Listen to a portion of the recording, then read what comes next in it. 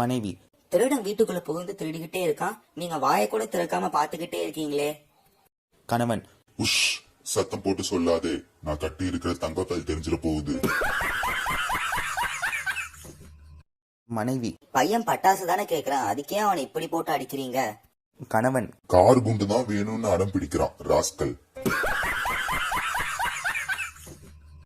மனைவி. உங்களுக்கு தெரியுமா, சத்யவான் சாவித்ரி தன் கணவனை யம தர்மராஜாவிடமிருந்து தன் தந்திர வரங்களால் கடுமையாக போராடி மீட்டாளாம். கணவன். அப்போ ஒரு புருஷனை பொண்டாட்டி கிட்ட இருந்து யம தர்மனால கூட காப்பாத்த முடியாது, அப்படிதானே?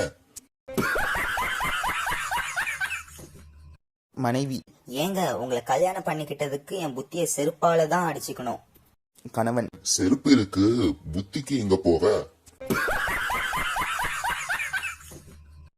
மனைவி. நீங்க எனக்கு அழகான பட்டுப்புடவை வாங்கி கொண்டு தர மாதிரி கனவு கண்டேன். கணவன். அப்படியா? அடுத்த தடவை அதை கட்டி பாக்குற மாதிரி கனவு கண்டு சந்தோஷப்பட்டுக்கோ, என்ன ஆள விடு. மனைவி. கல்யாணத்துக்கு முன்னாடி நம்ம 2 பேரும் பீச்சுக்கு வரும்போது நிறைய செலவு பண்ணுவீங்க. கணவன்.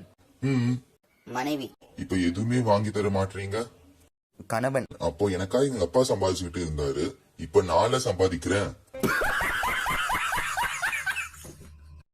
மனைவி.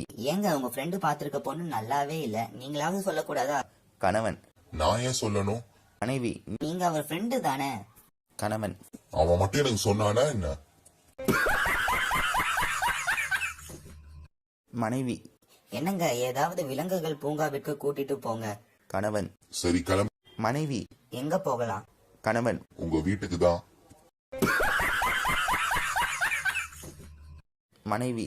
சீக்கிரம் வண்டியை மறுபடியும் வீட்டுக்கு ஓட்டுங்க, ஸ்டவ் அணைக்காம வந்துட்டேன், வீடு எரிஞ்சிட போகுது. கணவன். கவலைப்படாத, நான் அதுக்குதான் குழைய மூடாமே வந்திருக்கேன். மனைவி. என்னங்க, பிச்சைக்காரனுக்கு 100 ரூபாய் போடுறீங்க, பண கொழுப்பு அதிகமாயிருச்சா? கணவன். சத்தம் போடாதடி, அன்னைக்கு பார்ல இவன் கிட்ட கைமாத்தா வாங்கினதை திருப்பி கொடுக்கறேன்.